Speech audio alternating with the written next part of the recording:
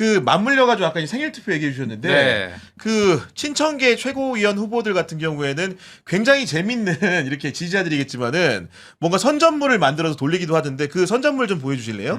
어떤 식으로 투표를 해야 되는가? 이게 아마도 이제 영화 그 그래요? 와일드싱에 네네네네. 입었던 영화. 과거에 90년도를 회상케 하는 그런 차림과 복장으로 해가지고 뭐 태어난 달이 홀수면은 요렇게 두 분을 찍고 태어난 달이 짝수면 요렇게 찍어야 된다는 식으로 이렇게 홍보도 하던데 네. 사실 이런 것들이 원래 과거에 전당대회 하면은 흔한 문법입니까 아닙니까? 그냥 나랑 같이 러닝메이트니까 찍어주세요라고 했지 저런 식의 캠페인은 전 처음 전략성으로. 봐요. 참 대단하다라는 좀 생각이 들었고 김민석 후보가 어렵게 어쨌든 뭐 선호투표제 때문에 당대표가 됐어. 그런데 최고위원 3명이 최민희, 이성윤, 한민수야. 자기 표는 2명밖에 저렇게 없어. 묶음으로 찍어서 예를 네. 들면 네. 제대로 그 최고위원회 운영할 수 있겠어요? 사사건건 이제 트집 잡고 발목 잡지. 대놓고 개파 정치 하겠다는 소리잖아요. 네. 물론 과거에도 했지만 이렇게 그 대놓고 하지는 않았거든요. 그러니까 모든 행사를 가지고 정청래 대표와 그 세 분들이 같이 가요. 등장을 네. 하고 하다 보니까 그래서 네. 제가 그 우리 당과 청와대까지도 비판하면서 정무기획 능력이 없다라고 했던 이유가 여당은 집단지도체제로 가는 게 좋아요. 당 대표가 아니라 예, 예. 네. 그거는 뭐 저기 이미 물 건너간 얘기니까 지금 전당대회 놓고만 보면은 네. 어쨌든 정천회 후보 측은 대단히 좀 절실해 보이고 네. 알정찍 뭐 이런 것도 막 만들어내고 그렇죠, 뭔가 그렇죠. 이렇게 막 네. 하잖아. 네, 뭐가 많이 나와요. 뭔가 좀 이렇게 좀 얘기할 거리들 하는데 김민석 후보 측은 뭘 하는지 모르겠어. 그리고 김민석 후보 측은 최고위원들의 도움을 못 받고 있어요. 네.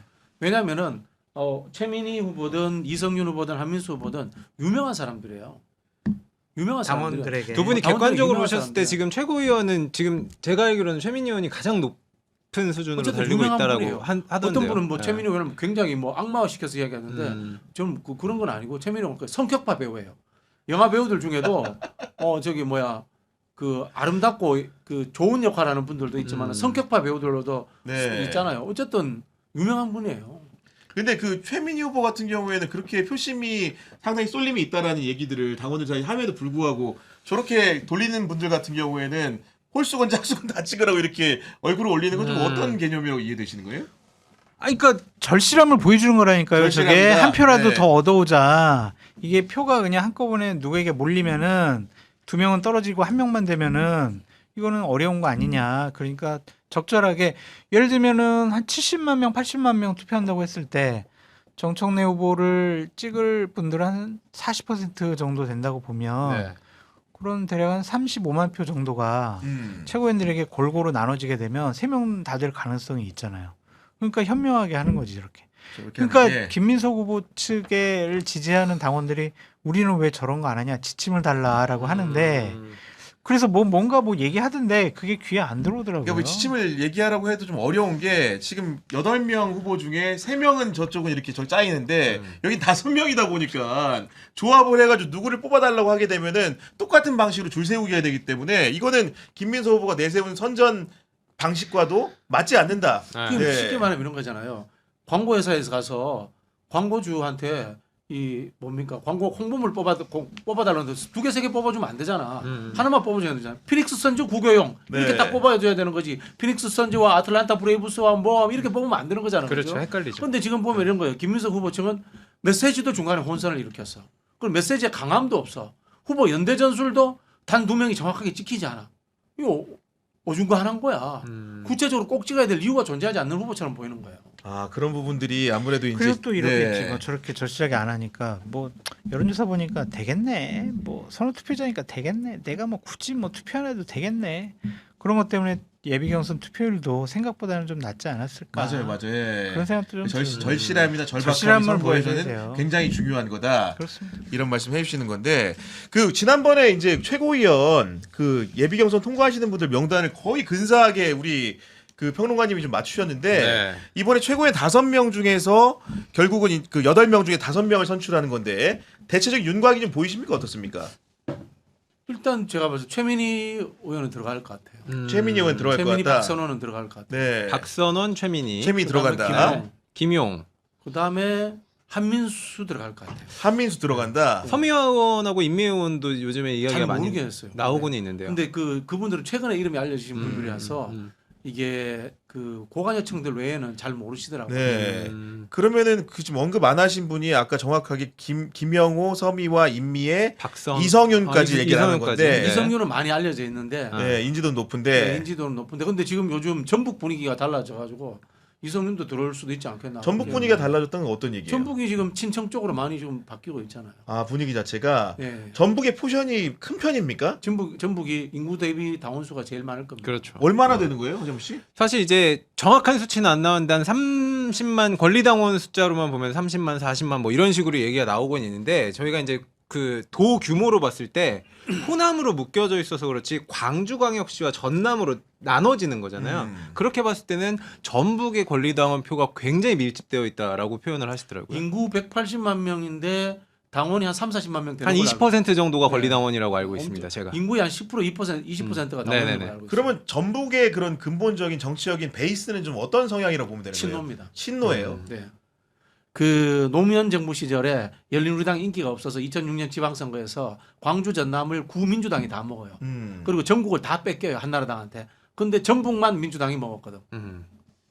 전북이 열린우리당이 먹었거든. 열린우리당이? 노무현당이 먹었거든. 네. 거기 친노가 뿌리가 제일 깊어요. 네, 사실 아. 그 지역 정가를 보면 저도 이제 전북 출신이지만 지금 굉장히 팽배한 게 아까 말씀을 해주셨지만 아직도 전북은 6.3 지방선거가 끝나질 않았습니다. 그렇죠. 왜냐하면 이원택 도지사가 친청이라고 분류가 되면서 그때 굉장히 치열한 싸움을 김관영 후보와 했단 말이에요. 그래서 함께 동지였던 사람들이 그때 이후로 굉장히 지금 팽배하게 나뉘어져 있는 상황이고 김민석을 밀더라도 내가 이원택과 함께 하고 있었는데라는 굉장히 지금 혼선이 있는 상황이에요. 근데 여기다가 전 지도부의 최고위원이라고 불리는 박지원 의원이 거기 있죠. 지금 이번에 보궐로 들어갔죠. 그렇죠. 이성윤 최고가 전주시 을인데 여기서 지금 최고위원을 다시 도전을 했단 말이에요. 그 조직표들이 아직 6.3 지방선거 이후에 살아있는 조직표들이 꽤 있어요. 오늘 이제 얘기를 듣다 보니까 사실 기본적인 선거 흐름은 물론 이제 위기 의식을 가져라, 경각심을 가져라, 알람과 뭐 누구 경고의 편을 드는 건 의미라고, 아니에요. 예, 이제 그 전반적인 하신 건데, 의미인데 특히 이제 정청래 캠프의 장점을 이야기하자면 선거 20년 한 팀이에요. 그 정청래 후보가 그 노무현 정부 시절에 이른바 정동영계의 조직 핵심 아닙니까? 그렇죠. 전국 조직 네. 총괄했잖아요. 그 전국 선거를 얼마나 많이 해봤겠어요. 그래 전국에 활동가들이 어떤 분들이 있는지 다 아는 거예요. 늘 준비되어 있는 거예요. 아, 요소의 큰 그렇죠. 선거를 치르는 데는 뭐 전당대회 몇 번 해봤죠. 대통령 후보 뽑는 선거 해봤죠. 수없이 해봤잖아요. 근데 이제 조직이 아무리 탄탄해도 우리가 큰 선거들 보면은 결과가 다르게 나오는 게 바람 같은 것들이 사실 구도죠, 중요한데 바람과 구도인데 근데 초반 구도는 네. 아까 말씀드렸지 않습니까? 이재명 대 정청래였잖아. 근데 이재명 자리에 갑자기 김민석과 신천지가 돌아버린 거야. 구도가 약해져 버린 거죠. 아, 그래서 그러면서 제가 봤을 때는 김민석 캠프는 이걸 뒤집으려면 다시 이재명과 정청래 구도를 복원을 해야 되는 거죠. 근데 당심이라는 게 저는 궁금한 게 국민 마음이라는 거는 하루 전에도 바뀌고 이틀 전에도 바뀌는데 안 바뀝니다. 당심이라는 거 원래 고정되어 있는 변수가 좀 큰 거 아니에요 원래? 당심이 더 자주 바뀝니다. 당심이 더 자주 바뀌어요? 당심은 전략적으로 판단하기 때문에. 그래요? 네. 네. 국민들은 우리가 보통 이제 스윙보트 하는 사람이 3%라고 하거든요. 그다음에 투표를 했다가 안 했다가 하는 사람들이 10% 정도 이야기합니다. 근데 정당은 특히 이제 우리 당의 호남 같은 경우는 전략 투표를 하기 때문에 하루 전날에도 바뀝니다. 얼마든지 바뀔 가능성은 존재하고 있다. 그렇기 때문에 지금 시일이 뭐 그 지금 보면은 아마 20일 가까이 남은 상황으로 보이는데 충분히 판세라는 거는 네네. 어떤 식으로든 간에 크게 바뀔 가능성도 있다. 근데 왜냐하면 네. 뒤집어진 건 아니거든 지금. 그렇죠. 네. 양쪽 입장에서 봤을 때. 그래서 지금 거의 붙어 있는 상황이잖아요. 이때는 다시 누가 프레임 이른바 성을 재구축하고 성에다가 간판 잘 달아야 돼요. 네. 광화문이라고 달아야지 외국의 관광객들이 오지. 광화문이 아니고 민성문이라고 달면 안 와요.